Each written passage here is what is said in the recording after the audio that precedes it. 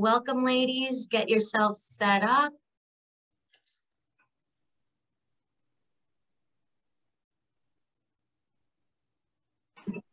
Hello. Hi, welcome. Hello.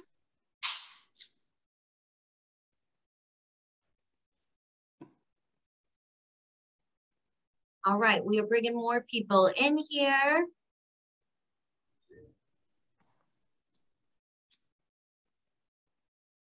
We already have almost 30 participants joining us tonight. We're going to give everybody another minute or two to kind of get themselves in here. So we will do that. I'm happy to see some familiar faces. Feel free down in the chat to say hi. I would love to hear everyone say hi. Let us know where you are calling in from. Let us know what state you're in, so that way I can kind of get familiar with you guys outside of our lovely Facebook group. So feel free to put yourself down in the chat, say hi there.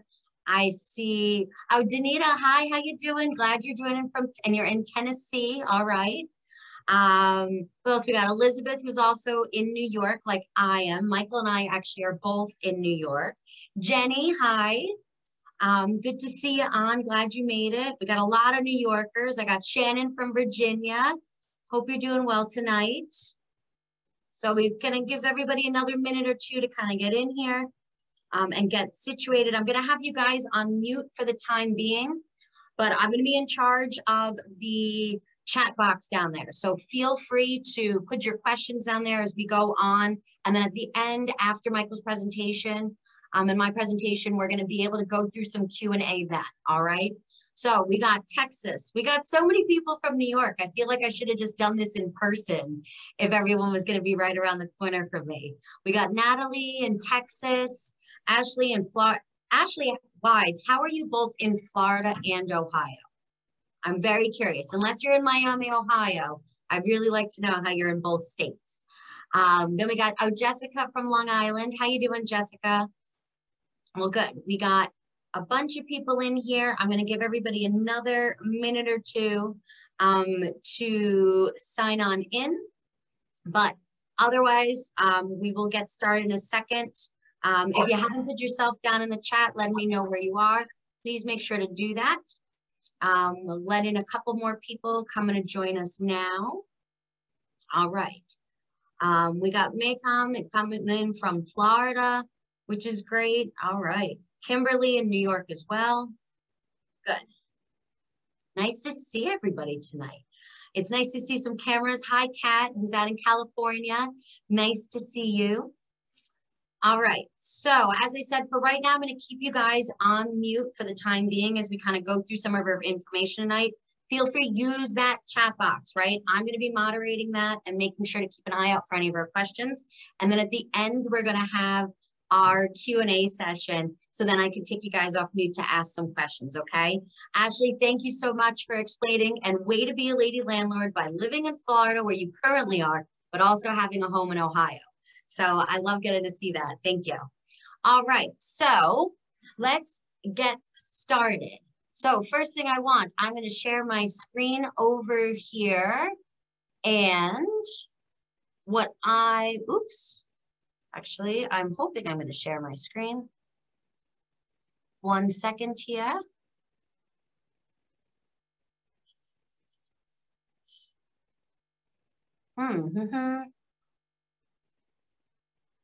There we go. Show all windows.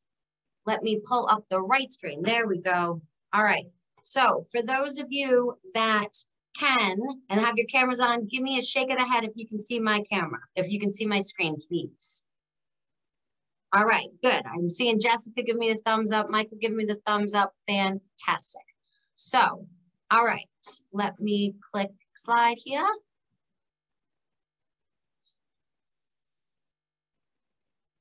All right, so welcome. Tonight, hopefully you are in the right place. Tonight, we are going to be talking about doing a deep dive into hard money lending. Tonight, we're going to be talking all about how to grow your portfolio with the right type of lending for your projects. So hopefully you are all in the right place. So if we have not met, My name is Becky Nova. I am the founder of Lady Landlords. I'm a native New Yorker. If you couldn't figure out by the way that I speak, but I am actually a cancer researcher by day and a real estate investor by night. I lived in Portugal for a very long time, and I also lived in Spain, where I used to own a tour company, and I used to own a beachfront bar that you see down there in that fun picture on the bottom right. But unfortunately, back in 2013, I made a really bad decision in my bar business, and I ended up having to move back to the States pretty much penniless and homeless, which is not what you want to do when you have to move back into your parents' basement when you're 30 years old. But fortunately, I came across real estate investing. I've actually been able to buy 12 doors in the past 3 years in both high cost of living areas and competitive markets between New York and the Dominican Republic. And I was able to create an entire 6-figure income in those 3 years. Then I really started Lady Landlords back in 2020 to have a great place where I can ask my own questions about landlording and tenants. But we have absolutely grown since then, and we now have over 30,000 women that are in our Lady Landlords community, and they're there to take action through webinars like you have tonight, some of our group coaching sessions, and also some of our online courses. So let's start with this. Why are we even here investing in real estate? Well, there's a couple different reasons. You might have said, want to know what I want to do with my evening? Go to a presentation about real estate. So let me see you light up the chat with which one of these reasons brings you to why you like to invest in real estate. Number one, are you here for the cash flow? 2, are you here for that equity and appreciation play of how you can actually generate money over time? Or 3, are you here for those tax benefits? And we actually have one more choice. So are you also here for that freedom, that time freedom, that financial freedom really gives us and allows us to be able to choose what we would like to do with our day? So I'm already seeing the chat box going crazy with 1, 2, 3s, all of the above, passive income, that we're really here for financial freedom. So I'm happy to see that and that I'm not alone in that. But the market is really competitive and expensive, especially right now. So how do we move forward in that? Well, we need to get creative. Now, there are many ways that we can invest in real estate. A couple of those simple ways, we can go through rental properties, wholesaling, syndication, and flips, or the BRRRR strategy, right? Buy, rehab, rent, refinance, and repeat. If the BRRRR strategy is something you're not familiar with, do make sure to go back and listen to the Lady Landlords podcast, as I did a whole episode walking you through exactly how to use the BRRRR method. But let's break down our options. Option 1, rental properties. Well, with rental properties, we have a high cost of entry, having to save for that 25% down payment. Also, we need to actually find a good deal, which sometimes is just not happening in this current climate. Then we also have these increasing interest rates that we're all combating, and we're going to be seeing them going up even more later this year. And lastly, we also have to deal with our actual tenants. Next, we have wholesaling. Wholesaling can be very, very time consuming. This is where we need to be always working to find ourselves motivated sellers. And we then need to also have an extensive buyers list. So that way when we actually find a seller, we have somebody that we can actually assign that contract to. That means we always need to be hustling. To me, that does not exactly jive with the idea of having all that time freedom that I want to go sit on my beach. So next up, we have syndications. Syndications can be incredibly expensive to join. They'll also, you're not going to have any control over the project or really have any ability to kind of influence what's happening with your money. And this could be tying up your funds for years. So there has to be a better way. That's what leads me to option 4, our flips and the BRRRR strategy. Here, when you're doing flips or going through with the BRRRR strategy, this is really a time-limited project. It's also something that you end up with a large cash reward in the end, if you do it right. And the best part is that you can actually use that same capital over and over again without having to continuously be saving for another down payment. But there's so many questions on how to make those flips work. For example, you might be wondering, how do I obtain that funding? How do I find a real lender that's not going to scam me for my money? How do I know what paperwork I should have prepared for that lender? And how fast can I really close with creative financing? And lastly, and one of the most important questions is, how much money do I really need to be able to get started? Well, that's where I would like to introduce you to Michael Haberman of Rock East Funding. Michael Haberman is going to be walking us through tonight how you can use hard money lending to help you with those flips and that burst strategy. So at this time, I'm going to turn it over to Michael. So Michael, if you would like to share your screen and unmute yourself, go for it. Oh, you're still on mute. Yep, there we go. You can all hear me now? Good. Yes, I'm going to share in 1 second. So first of all, just thank you to Becky for the opportunity, and to all of you, if this is your first time. Becky is incredible. What she's accomplished in the past few years is amazing. So I highly, as someone who goes to many of these different real estate investing groups and talks to many investors, I highly encourage you to be an active member of her group, even get some of her coaching if you can, because what she's pulled off is just amazing. So congrats, Becky, and thank you for the opportunity. And I just have to take a second to also recognize someone else on the on our webinar. I noticed that my dad, Alan, is on there. If you're seeing a picture of a guy and sit in front of a big giant flower.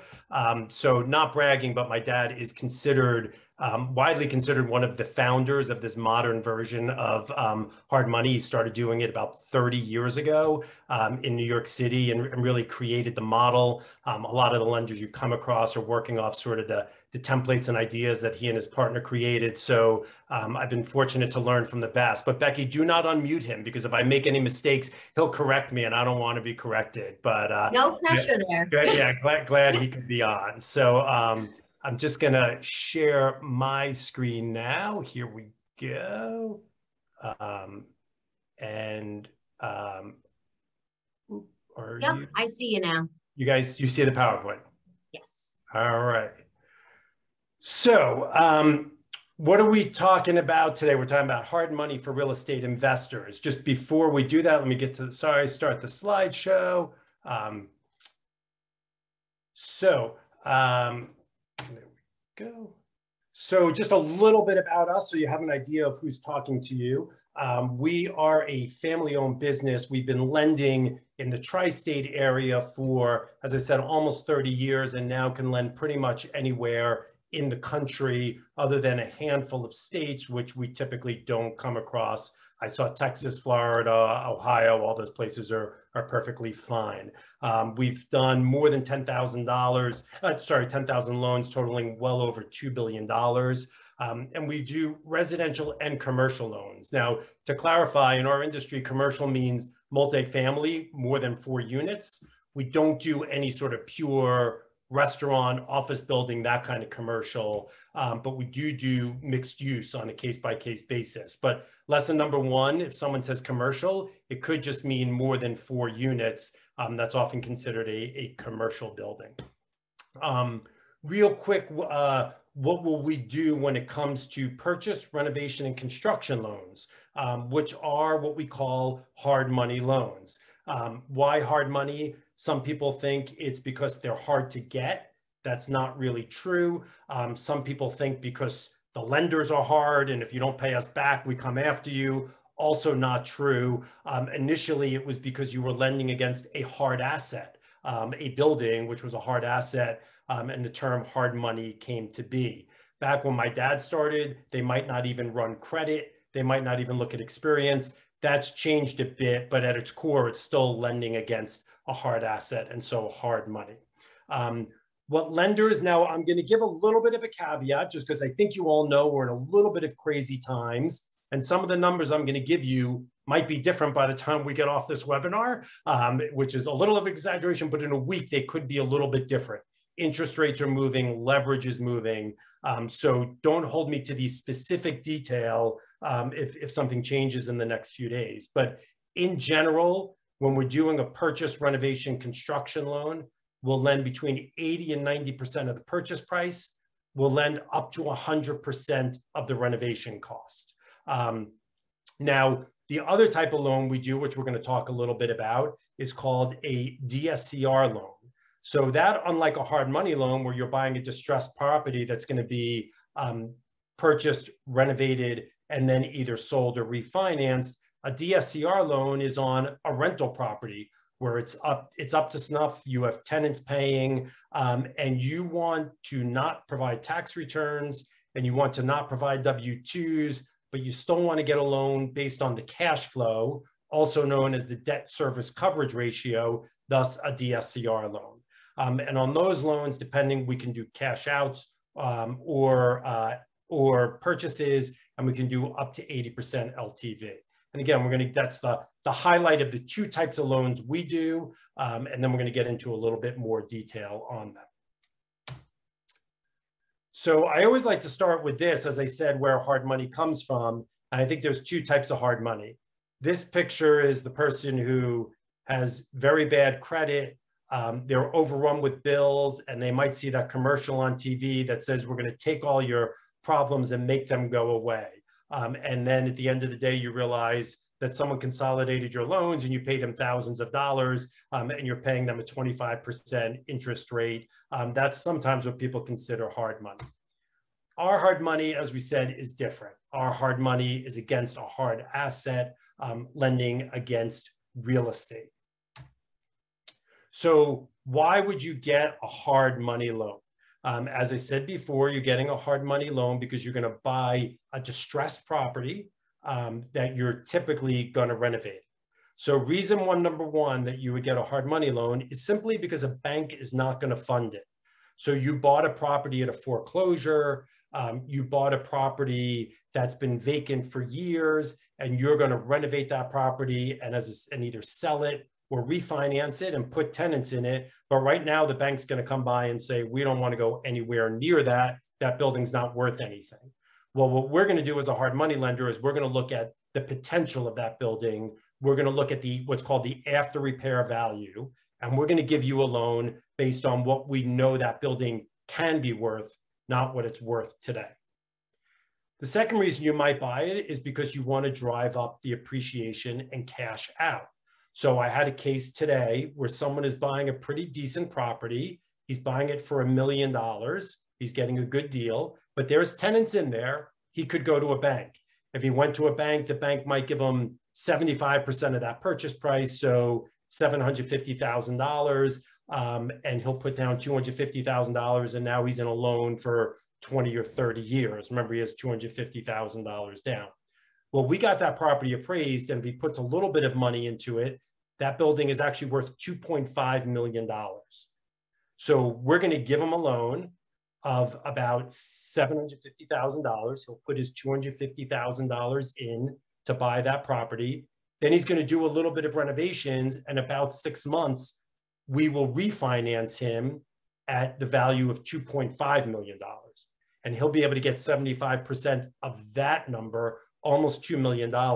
So he'll get all his money back and then some, and have money to go out and buy more properties.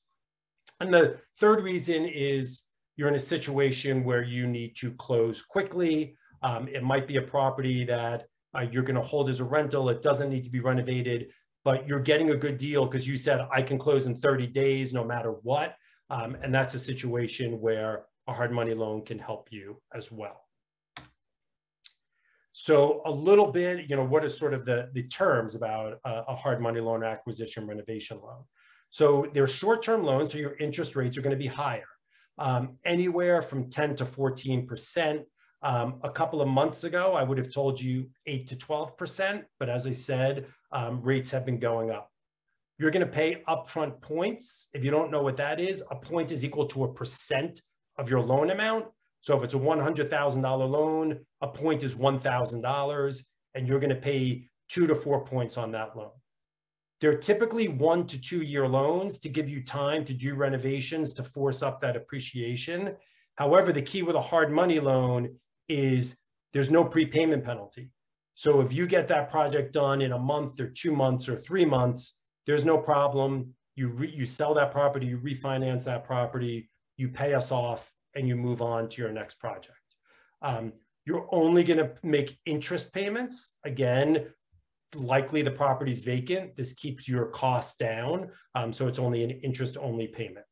Now, we will be putting a mortgage on the property. So in some states like lovely New York, you're going to pay a mortgage recording tax. So you have to calculate that into your equation, but we're going to put a mortgage on the property to protect ourselves.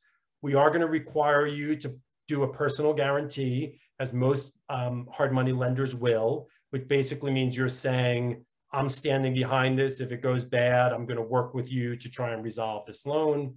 And we're going to look at your credit. And on hard money, we can typically go into the low 600s, sometimes even lower on a hard money loan. We have done loans in the 500s if we can figure out why the credit is that low. Now, what I want to show you is what Becky was talking about, with some of those basics out of the way, and certainly happy to come back to answer any questions as we go later in the process. But I want to show you really the value of hard money, right? So here we often hear from people, well, why am I going to pay you 10%? I have an uncle who will give me the money and he just wants 50% of the profits, right? And so without boring you too much with all of this detail, if you go through here on the side, it's your equity partnership with your uncle. So he gave you the money and you're only putting a little bit of your own money in. And so, yeah, you don't have to pay any interest and you don't have to pay any points. And at the end of the deal, you have a $100,000 profit, but your uncle's getting 50%. So you found the property, you managed the contractors, you worried about it, you sweated about it. And at the end of the day, you give your uncle $50,000 and you get $50,000. Great deal. Now look at the other side where you go to hard money. Now people get very caught up in, oh, I'm paying 12% interest, but follow it through. You pay 12% interest, you have points, you sell it for the same amount, your profit is the same, but you've only paid me or another hard money lender about $12,000. So now on that same deal, you've paid 12% interest, but you're making $88,000 on that deal instead of $50,000. So there's one way where by using hard money, if you don't get scared away by supposedly high interest rates, you realize, wow, I'm doing all the work. Why am I not getting the bulk of the reward? There's an example. The second example I like to show, and I think this is what gets Becky really excited, is sometimes people say, well, I have my own money. I have $100,000, so I'll use my own money to fund this loan, to fund the deal. Again, same deal. Now you're putting, your own equity into the deal, right? $150,000 for the purchase and the renovation. And it's great. You have a net profit of $100,000, but you've used all your money and now you can only do one deal. So now go to the right side. Again, it's the same thing where, like we were on the slide before, the profit is the same, $88,000. But look, you've only used $15,000 of your own personal equity. Now multiply that out, you could do 10 deals at a time. Now that might be a little ridiculous, but it's certainly not a little ridiculous to think that you could be doing 2 or 3 deals at a time. So now take that 88,300, multiply it by 2 or 3, and you see, even though I'm supposedly paying this high interest rate, see how you can really leverage and scale up and grow your business by using hard money. So typically, I will say to people, if you're interested in doing just one deal and you have the money, that's great. It might make sense for you to do it yourself. If you're really looking to scale and leverage your own capital or your uncle's capital, that's where hard money, the power of hard money really comes in to enable you to multiply and really increase your earnings. So Beck, some of the key things that you might be thinking of. When do I approach a hard money lender? My answer is always, as soon as you're going to be in the market for a property, you should start doing your research, because when you find a property, typically in this real estate market in any part of the country, you have to move fast. You can't now just start to try and work on lining up your funding. You have to have your funding lined up. So if this is something you're interested, you want to be ready, put in an application, get pre-approved, be ready to go. And then the second thing, I got ahead of myself, but as I said, you might be an experienced investor. Now you're really looking to scale up and move the needle in your business. That's the time to look for a hard money lender to amplify your ability, like we just talked about on the previous 2 slides. Now, you're looking for a hard money lender. What am I looking for? I hate to tell you, this is the worst news I give people, but I am looking for experience, some type of experience in real estate investing. If you don't have experience, it doesn't mean we absolutely can't do it. It might just mean that you have to put more money in. It might mean your interest rate is going to be a little bit higher. It might mean that we want to collect some of your interest payments up front. But in general, experience is really valuable. And so one of the things I tell people, if you don't have experience, consider getting a partner for your first deal or two. I don't think it's ever a mistake to have an experienced investor. And there's a lot of them at meetups and RIAs and group like this. If you can find a deal to bring to them, they're willing to partner. Second thing, as I said, is we are looking at credit. The third deal, sorry, that I slipped off the slide is we are looking for you to have some money. So this is really important. If anyone's telling you real estate is the way to make $1 kajillion with no money, it's just not true. You do have to have some money. You have to have some skin in the game. So credit and some money to put into the deal are things we're going to be looking for. Then we're going to look at the deal. Does this deal make sense? Are you going to be able to make money? Are you going to be able to refi out into a rental? You're going to be able to sell it for a profit. There's 2 reasons we do this. 1, it reduces our risk if the deal is going to be more profitable. But 2, and I mean this genuinely, we're a family-owned business. Our foreclosure rate is almost 0. We really take to heart, we want to be in the business with everyone being successful. We're successful, you're successful. That comes from my dad and has funneled through the business and sort of our mantra. We don't want, sometimes people say, what do you care? This deal's going to be fine. You collect your interest. You can always foreclose. It's just not the way we want to do business. So we're looking to make sure this deal makes sense. And then we are looking for a corporate entity. So make sure if you're going to be doing investing for a number of reasons, aside from investing, have an LLC or a corp or an S corp, something ready. We will not lend to individuals, and just about every hard money lender will not. By the way, don't get scared on that.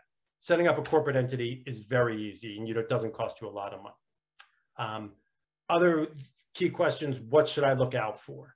I always tell people, look out for application fees. Sometimes, people have very low rates, and then they're charging you $1,000 just for the right to apply. That should scare you off. Draw fees, what does that mean? If it's an acquisition and renovation loan, the way that works is you don't get all the renovation money up front. We're going to give you the money as the work is completed. So every lender will charge you an inspection fee because we have to send an inspector out to make sure the work is done. But some lenders will charge you very high draw fees on top of that. So basically you've closed the loan, you've agreed to pay interest, and now to get that money, they want to charge you an additional fee. Look out for minimum interest payments. So as I said before, no prepayment on a hard money loan. If you close that deal in 3 months, or someone wants to buy it off you in 2 weeks, you should just be able to pay that off and walk away. Some lenders will have a minimum interest payment. So keep an eye out for that. Like anything else, look for the track record, right? We think we're the best in the business, of course, but there are other good lenders out there. Unfortunately, there are a lot of not great lenders out there. So find out, I'm always happy to give references, check Google reviews, do your homework, check their track record. And by the way, if the rate is too good to be true, it's probably too good to be true. All right. So that's my high level. I'm sure that leaves you with a lot of questions, but that's my high level overview on what we call acquisition renovation loans, generally known as hard money loans. Now I mentioned we also do something called Dscr loans on rental properties. So again, what that means is, like many real estate investors, they don't have their tax returns are complicated. Maybe their tax returns aren't done. maybe their tax returns don't really show exactly how much they made. That's up to you why, all kinds of unforeseen business, expenses, but for any number of reasons, or just for ease, right? I mean, these days, banks are great. They serve their purpose, but it could take you 4 to 6 months to get a loan from a bank. So on our loans, we can typically close them within 30 to 45 days. You're going to keep it in your LLC. As I said, the whole thing is there's no income or asset verification. There's no debt to income ratio calculation on you. We're really just going to look at the cash flow of the property and your credit score. I should have put this up here. I'm sorry. Your credit score does matter on these. And typically you have to be in the mid 6s. We can, in some cases, again, go down into the 5s, but it's harder on a DSCR loan, and you're going to be paying very high rates on something like that. The rates here are typically in the 7 to 8 range right now with a couple of points. So higher than a bank, but again, depends what your situation is and what your need is, that it can be a great option. I have to tell you, we do a ton of these for really experienced investors. So here's, again, here's the interest rate you're going to pay, 2 points again. Just like a bank, you can do 30-year fixed, you can do interest-only loans, you can do ARMs. You will have prepayment penalties on these loans, typically somewhere between 3 and 5 years. Again, we're going to have a mortgage on the property to make sure we're protected. And you're going to provide a personal guarantee on these loans as well. Like I said, you can go down to the 500s, although it does usually get pretty expensive down there. But again, depending on the situation, it might be okay for you, and it might work. Oops. So that's my high-level overview of what we do. Sorry, who we are, what we do. I think we lost a slide. Becky, but Becky has, I think the last one is just my contact information, which is michael@rockeastfunding.com. And we're going to have a way where you can reach out to us, and happy to talk to any of you. So thanks again, Becky, for the opportunity, and looking forward to answering some questions over the next few minutes. Yes. So let's change back to slides here. All right. So here for anybody, if you would like to reach out to Michael, please, you will see down here, I not only put a Google form that you can actually schedule a time right with Michael down in the chat, but you can also find Michael's contact information on our website at lady-landlords.com/resources. So please head over to that site so that way you can email him directly. Or like I said, down in the chat, I did put a link to a Google form that you can actually schedule a call with Michael right there. Otherwise, if you still need help deciding on your exact strategy and want to make sure that hard money lending is right for you, do feel free to take a look at the Lady Landlords Roadmap Workshop. You can find that at that first link on lady-landlords.com/roadmap. And as always, you can follow me and my real estate journey over on Instagram at Becky Nova 24. So thank you very much for joining us tonight. I am going to stop the share here, and let's open it up for some questions. I really want to make sure that we can talk about some of the situations that each of you are kind of thinking of. So I do want to make sure that we do have time for that. I did answer one question about what the DSCR stood for, debt service coverage ratio, also known as asset-based lending. So you might hear it discussed in 2 different ways. Otherwise, we do have a question from Alethea. Would you actually like to unmute yourself and ask Michael your question directly?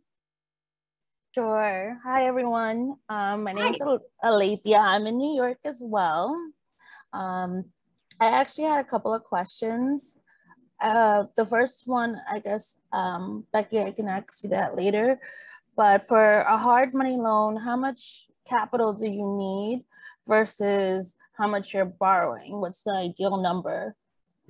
So Alethea, Thanks for joining us. So it's going to depend on your experience. A really experienced investor can do it with as little as 10% down. We'll fund up to 90% of the purchase price. Although even that's changing. In a lot of cases, we're going down, we're requiring 15%. So again, as I mentioned during my presentation, things are changing with these interest rates. It can go to as much as, if you have no experience, you might have to put 30% down. So it's a wide range. In general, we'll say we'll fund 80 to 90% of the purchase price if you have some experience. Okay, thank you. The points and the fees, can those be negotiated? You know, anything can be negotiated. Again, it's going to depend on your experience, the type of deal. We really don't have, and I should emphasize this, we really don't have fees outside the points.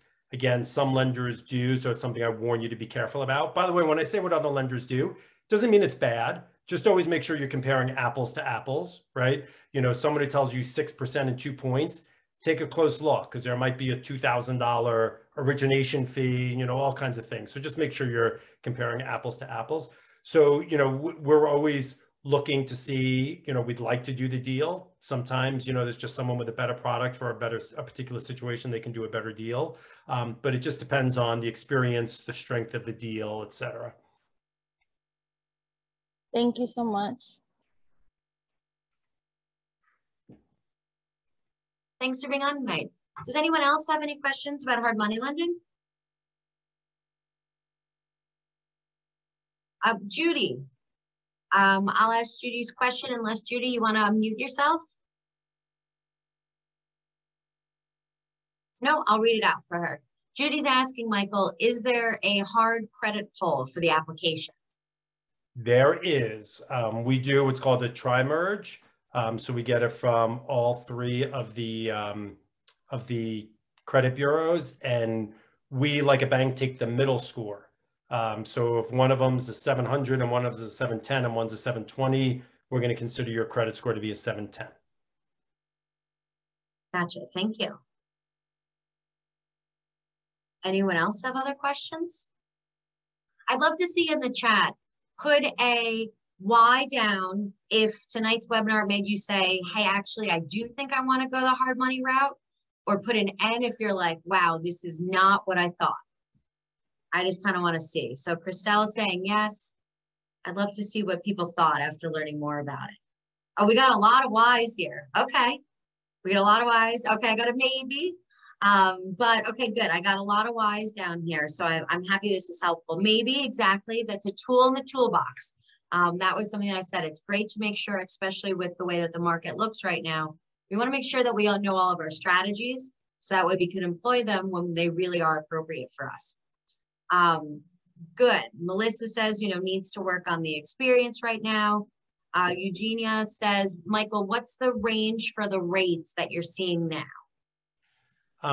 So I'm seeing, really the lowest I'm seeing now is around 10, maybe slightly lower, up to, we're really in like the 10 to 11 range, for the most part. But I wouldn't be surprised if we start to see, so 3 years ago, the standard rate was 12. And then interest rates were going down, down, down. So I wouldn't be shocked if what was 10 as the standard becomes 12 in the not too distant future. So people want to get involved in this sooner than later. And then I think that goes for kind of any purchases right now. I think all interest rates are going to be going up over the next. Yeah. But let me just say something on that. So I'm not, I don't ever want to spend anyone's money, and I don't want to sound like, I'm trying to convince you to do hard money, but hard money is typically short, right? It's short term. You're talking about 6 months, 9 months. So in most cases, if you're a hard money deal, if you're getting a great property and your deal makes sense at 9% or 10%, it probably still makes sense at 11%, right? Because you're not locking into a 30-year loan. You're locking into a loan for a short time. And in theory, this property is going to be worth way more than what it's worth right now. So I really encourage you, again, like Well, I just like you, I go and buy a car. I want to make sure I'm getting the, the best price, the best rate like everyone else. But I think really experienced investors don't get scared off by, a 0.5% or 1% on a hard money loan, because their deal still makes sense. And I'll also say about that too, there are just certain costs of us to do business, right? I invest in New York and I invest in places that taxes tend to be really high. But you know what? I don't care how much I'm paying in taxes, as long as I can still make the profit I'm looking for above that. So same thing, if my interest rate is going to be 7 or 9, it doesn't matter if I still get that cash flow that I'm looking for. So that's a good thing to kind Lots of point of questions popping up now, Becky. Yep, I'll start reading. Yeah, now we got all the questions coming. So I'll start reading them out for you here, Michael, so I can kind of group them together. Next question we have, Danita was asking if you could kind of recap again why somebody would want to go with a hard money loan versus going with that traditional lender. Why do they need that hard money lender instead? So again, the most likely one is a traditional lender is not going to lend on the property. So you're buying a distressed property that needs to be rehabbed before you either sell it or rent it out. So it's likely a lender would not even, a traditional lender would not even lend to you. Secondly, if they would, they're not going to be able to close quickly enough, and they're not going to be able to fund. So if they do it, one, they're going to appraise it based on its current condition. That's not what you want. You want it based on what it's going to be worth. And two, they're not going to be able to close quickly enough. So if you bought it at a foreclosure, you have to close within 30 days. If you might be getting it from someone who's willing to give you a good price because you're closing and you say you can close in 30 days. So a traditional lender just can't do that. And then third, you're trying to force up appreciation. So for whatever reason, this happens a lot. An older person has owned a building for 20 years. They're only collecting $800 a unit in rent. You realize that you could collect $1,200, which is going to drive up the value. So you buy it with hard money, you get higher paying tenants in, and in 6 months you refinance out, and you refinance out against that higher value. And so the end result is you put a lot less money down for the long term. Gotcha. Thank you. Danita, give me a thumbs up down in the chat. Let me know if that helped answer your question. Owner's asking, so if you have a higher credit score, does that mean you get a better interest rate? On a Dscr loan, so again, that's a rental property where you have rent-paying tenants, yes, it will help your interest rate. On a hard money loan, it's one of a number of factors that we'll consider. What it might most likely impact is the amount you have to put down or the amount of prepaid interest we take. So I have one, for example, has a lot of experience I'm working on right now, has a lot of experience, has done a lot of great deals that we're able to verify, but his credit's in the 500s. So we're requiring him to put 9 months of interest down. And by the way, as Becky was saying, like cost of doing business, he's willing to do it because he knows it's a great deal and he's gonna make a lot of money. And of course, if he doesn't hold it 9 months, he gets his unused interest refunded. Nice. So once again, I like that idea that you can really take a look at what the full picture of what's going on for somebody and see what can make happen in certain situations. So that's nice. Jenny has a great question here. How is experience measured? Purely on the number of deals you've completed. So you've bought your first flip, you're just starting the renovations. That doesn't show us that you successfully, did a real estate investment. So you bought it, you renovated it, and you either refinanced out because you're keeping it in a rental, or you sold it. It's pretty simple. And we'll probably, if we can't verify it publicly, we'll ask you to provide us like closing statements and HUD showing sort of when you bought it and when you sold it and the prices. Gotcha. Next question. Is there a minimum per property loan? Oh, great question. Great question. So on the hard monies and the DSCR, it's typically $75,000 is the minimum loan per property.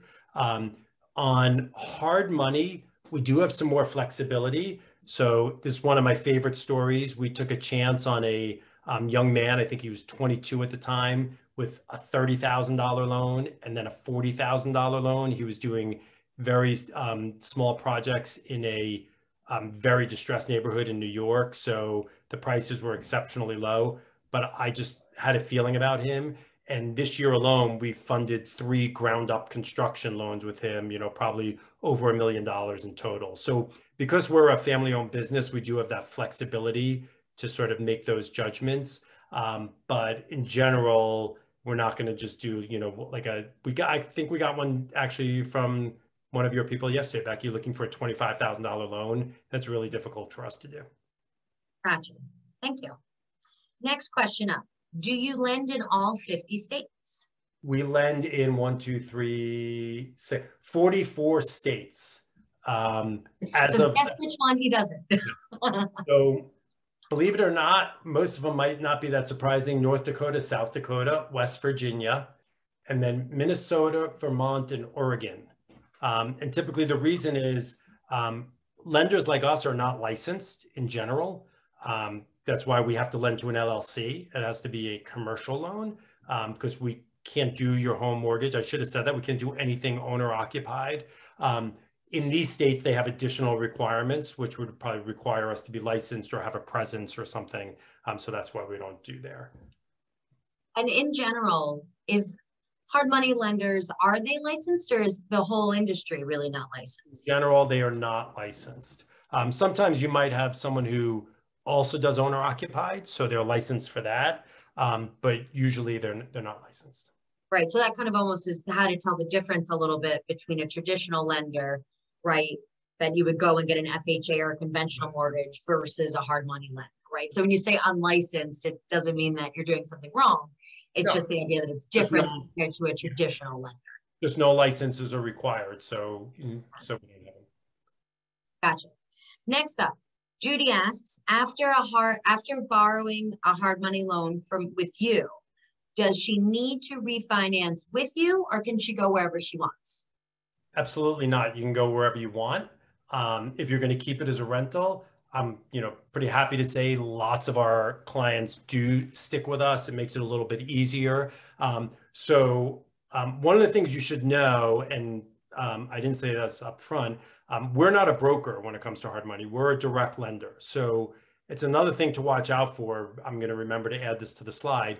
Often when you're talking to a hard money lender, they're really just a broker. And then they're going out and looking to place your loan. Again, not necessarily a bad thing, just different. We are the lender. We're making the decisions on the loan. We're making decisions what we're doing.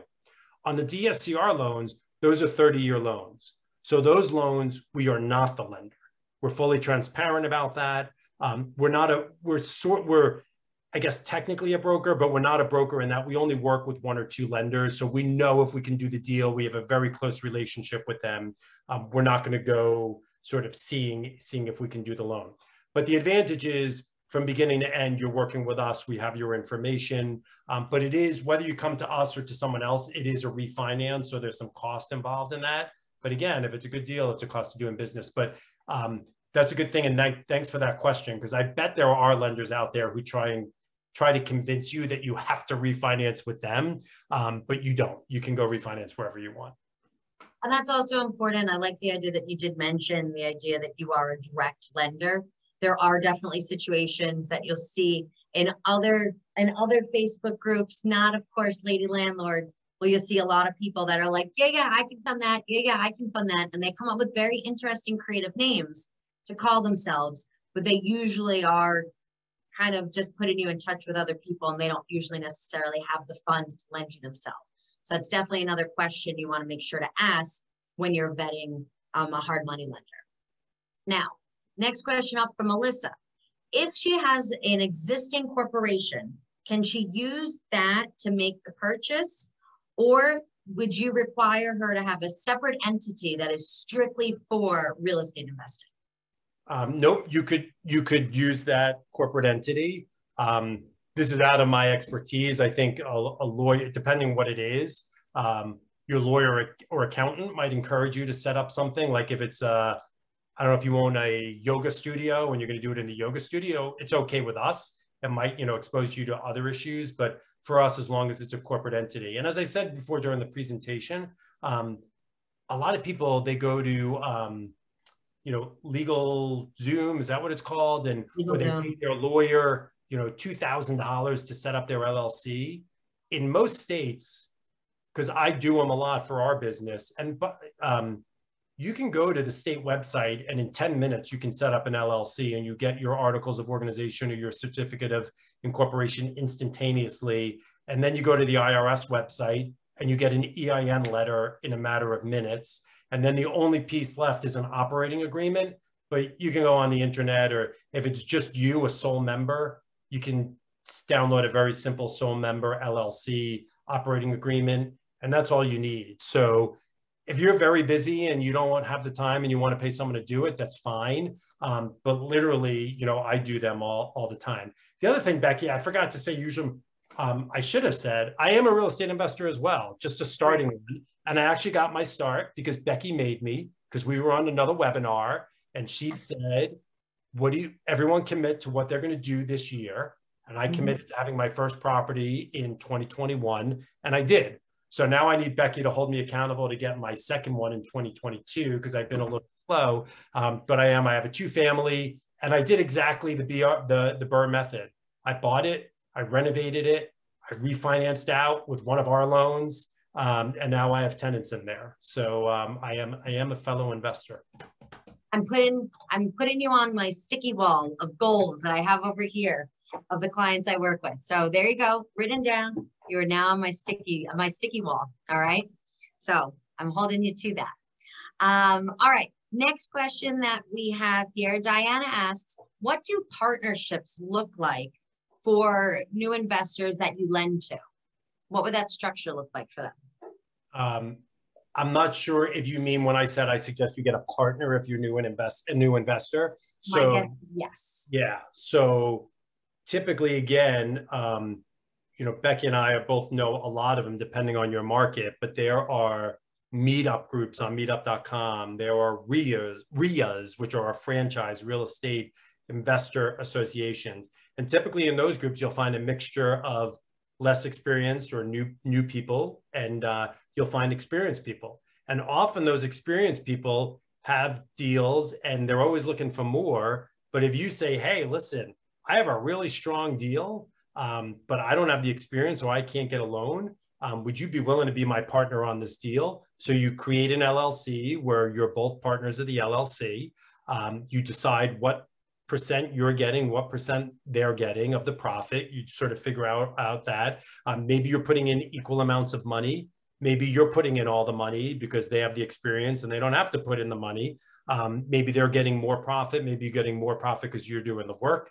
The other advantage of that is before you buy the property, you've now run it past someone, because if they don't want to do that deal because it's not a good deal, you've learned something, right? And now you've said, he doesn't want to do this deal with me. Why don't you want to do it? And he looks and says, well, you're calculating $30,000 in profit.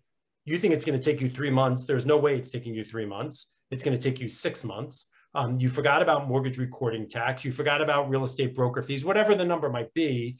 And so all of a sudden you're saying, wow, I better get out of this. I'm not going to make any money. Or better yet, you have verification and the person says, yeah, I'll get in this deal. And then it's just about negotiating terms. But what it would look like specifically, as I said, maybe you're putting in the money and they're not putting in any of the money. Maybe, they're getting more of the profit, you're getting less of the profit. So that can all be negotiated. But I think it's a really great way to learn and to make sure that your deal makes sense. Also, beyond the RIAs, also remember that Lady Landlords hosts 2 monthly meetups every single month. One in person in the New York area and also virtually every month. So I'm going to put that down in the chat with the link that you can go to sign up for either the virtual meetup or for the local meetup. So we got a couple more questions here in our last few minutes. Okay. Michael, next up, is there an appraisal for the hard money loan? Great question. There is with us and with most lenders. So we will do an appraisal after repair value appraisal. Again, this is another thing. It's a good check for you, right? I think this property is going to sell for $250 and the appraisal comes in at $175. And by the way, sometimes it's worth walking away from a deposit if you can, you know, it's better than throwing bad money after good. But we do require an appraisal. You pay for the appraisal.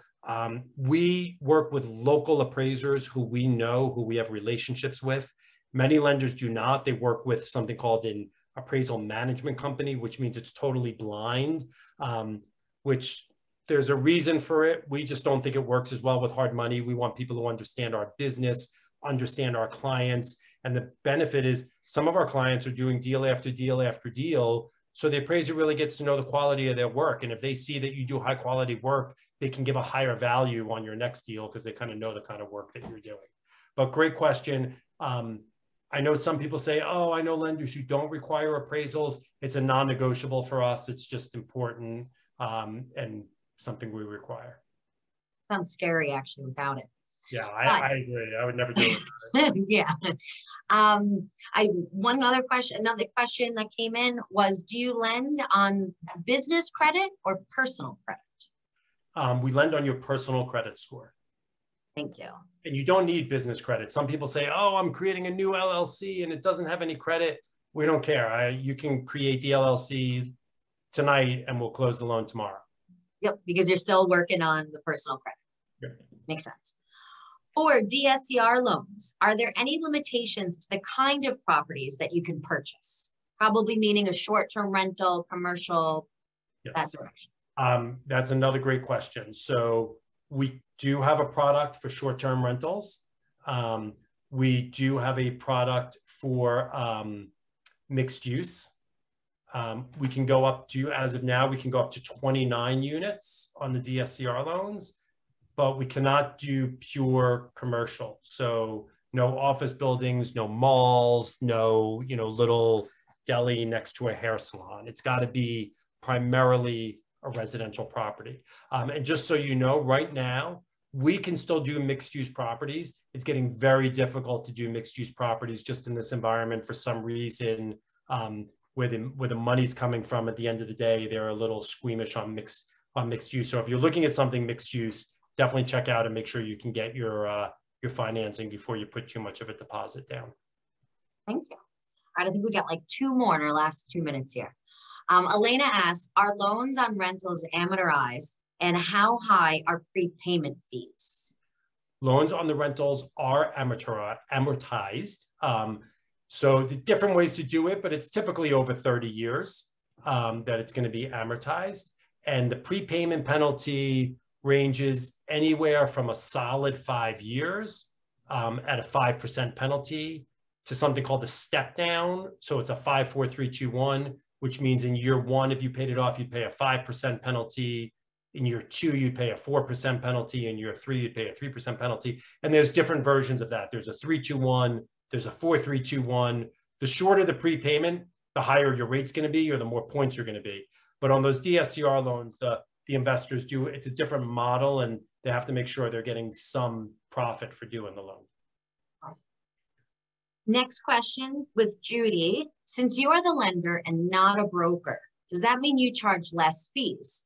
That means, is she saving money by going directly to a lender rather than that broker?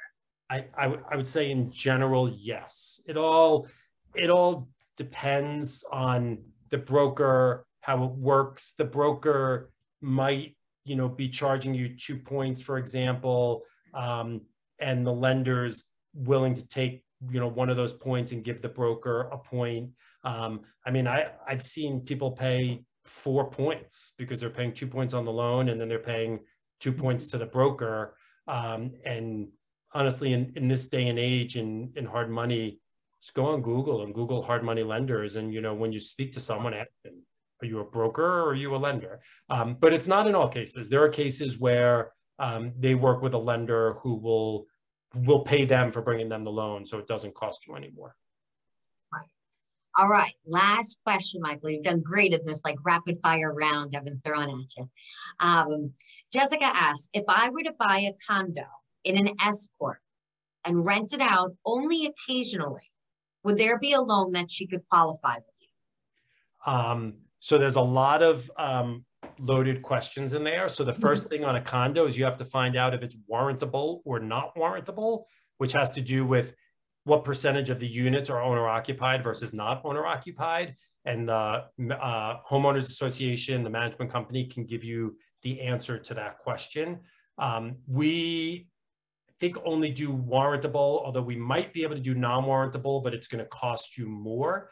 The second thing, if you're only renting it out periodically, as I said, it's like a short-term rental kind of thing. We can do short-term rental loans, but if the idea is I'm going to live there, then I'm going to go away, and then I'm going to have someone in, I don't know what you do after you close, but you are going to be signing documents saying that you're not going to be living there. All right. Well, thank you, everybody. I'm sure there's probably some other questions out there, so I please do encourage you to grab that link that I've been posting in the chat to book a time to speak to Michael directly and ask some of those questions. Otherwise, you can also go to lady-landlords.com/resources to reach out to Michael directly there as well. But thank you all very much. Let's please put a thank you down in the chat for having Michael spend his time with us on this lovely Tuesday evening. And thank you to all of you that signed up and joined us here tonight. Thank you for coming, joining us, spending your time with us this evening. You have a lot of other options, and we appreciate that you spent it with us. Otherwise, I will see you all back shortly in the Lady Landlords Facebook group. Thank you, Have Becky. a good night. Thank Bye. you. Bye, everyone. Good night.